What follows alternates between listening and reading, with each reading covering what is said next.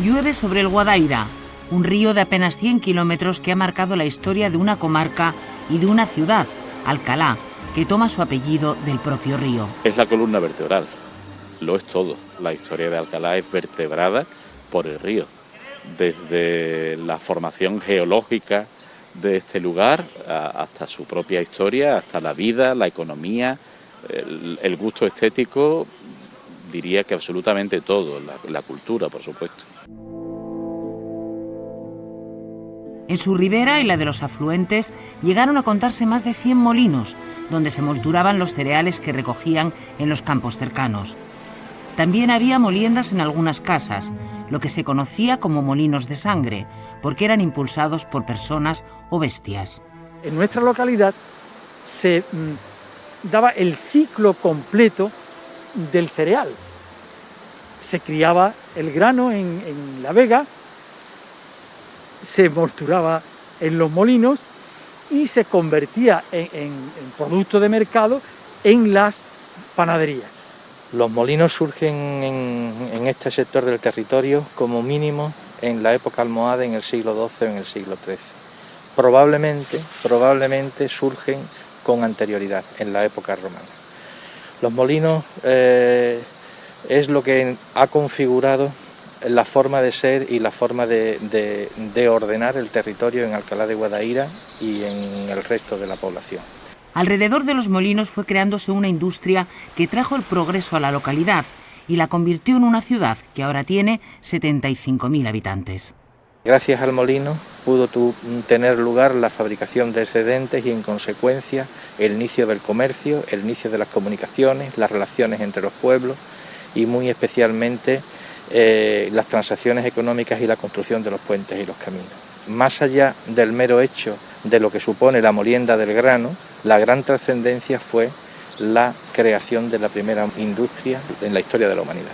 Tal era la actividad molinera que Alcalá de Guadaira era conocida como Alcalá de los Panaderos, porque suministraba pan a las localidades limítrofes y a la gran urbe, que en aquellos momentos era Sevilla. Los repartidores cubrían diariamente los 17 kilómetros que hay entre la capital y Alcalá, primero en burros, después en ferrocarril. Y el pan de Alcalá, desde la Edad Media, era famoso y es nombrado por muchos autores, por ejemplo Miguel de Cervantes lo nombra, es nombrado por muchos autores el gran valor y la gran riqueza del pan de Alcalá. Se dicen los que entienden de esto, que no es mi caso, que no solamente por la molienda de la harina, sino también por el agua. El agua de Alcalá, que tiene unas cualidades especiales, probablemente la riqueza en cal, precisamente, que hacían mejor el pan que se producía con esa harina y con esa agua. Sería el agua o sería la buena maña de los alcalareños, pero el pan sigue aún en la memoria colectiva. Aquí prácticamente es un culto a los molinos. Puede ir a cualquier casa de Alcalá y se encontrará en el salón los cuadros de los molinos y tal, de tal manera que dice uno, uy, esto es un verdadero culto. Y entonces llegó el progreso. Las harineras sustituyeron a los molinos y el pan industrial al artesano. Curro López, maestro jubilado, habló con los últimos molineros y lo que le contaron lo recogió en estos libros, unas hojas en las que está parte de la historia de Alcalá. Eran la última generación, tenían 80 y tantos años, entre los años décadas de los 80, 90.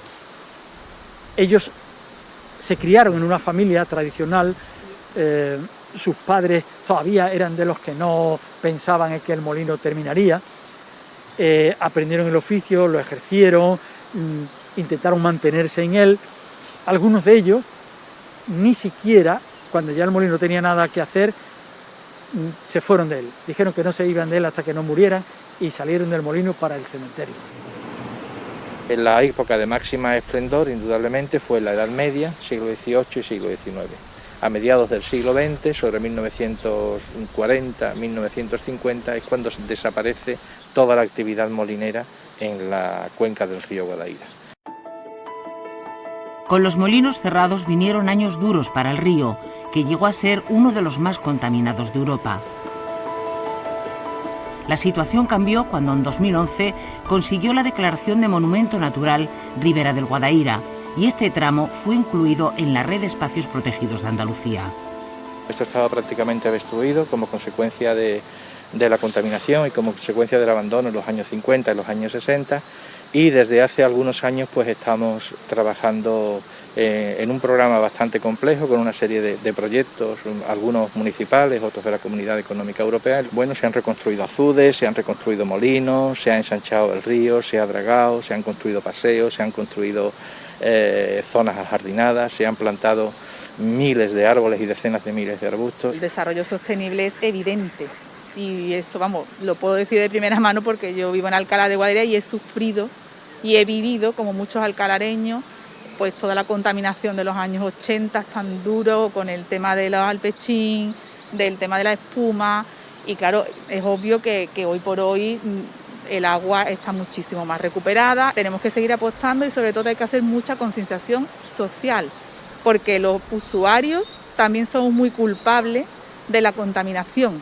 Dentro de estas actuaciones se han recuperado 13 de los antiguos molinos. Este es el de Benarosa, cuya silueta aparece en mitad del río. Es uno de los más antiguos, después paisajísticamente está situado en uno de los sitios más emblemáticos de todo el río, de toda la cuenca del río, especialmente en el discurrir del río por el cañón del Terciario, y después, bueno, conserva el nombre todavía árabe, tiene una serie de peculiaridades arquitectónicas y naturales que, bueno, que sin desmerecer ninguno de los demás. Benarosa posiblemente nos explique mucho del origen de la molinería en el Guadaira y en la península ibérica. La primera noticia que se tiene de este molino es de 1253, cuando el rey Alfonso X lo donó a una familia de la localidad alcalareña. Esta es la puerta del tiempo. A partir de aquí estamos en el siglo XI. El interior de los molinos se puede visitar pidiendo cita en la oficina de turismo. La ribera del Guadaira y el Parque de la Oromana, que permite hacer senderismo, se han convertido en un reclamo turístico, sobre todo por su cercanía a Sevilla. La gente que pasa no es capaz de imaginarse que una vez que tú cruzas y te adentras en nuestro municipio, encontramos un entorno natural de este calibre en pleno casco urbano, porque esto forma parte de nuestra cotidianidad. Empresas de servicios turísticos se han fijado en nuestro espacio y han empezado a operar en este espacio. Un hito muy importante que solicitaba esta ciudad y que necesitábamos, como era volver a ver barcas en el río, pues se ha hecho realidad. Es que es una visión del parque completamente distinta de lo que ves por los senderos a lo que ves desde la lámina de agua. La ribera también puede ser un atractivo, como lo fue hace siglos, para los pintores, y desde el museo de la localidad intentan potenciar la pintura de paisaje al natural. El paisaje hay que olerlo, te tiene que picar mosquito, tienes que saber si hace calor, hace humedad o qué temperatura estamos teniendo. Eso también influye en el cuadro, naturalmente, y eso lo perdemos con la fotografía. Eso era el gran valor, digamos, del principal periodo de esplendor de la pintura de paisaje en este entorno en el que nos encontramos. Diríamos que en las 2 décadas finales del siglo XIX y las primeras del XX. En ese paisaje otoñal nos quedamos, el de una ciudad abrazada por el meandro de un río y el de unos molinos que guardan más de 8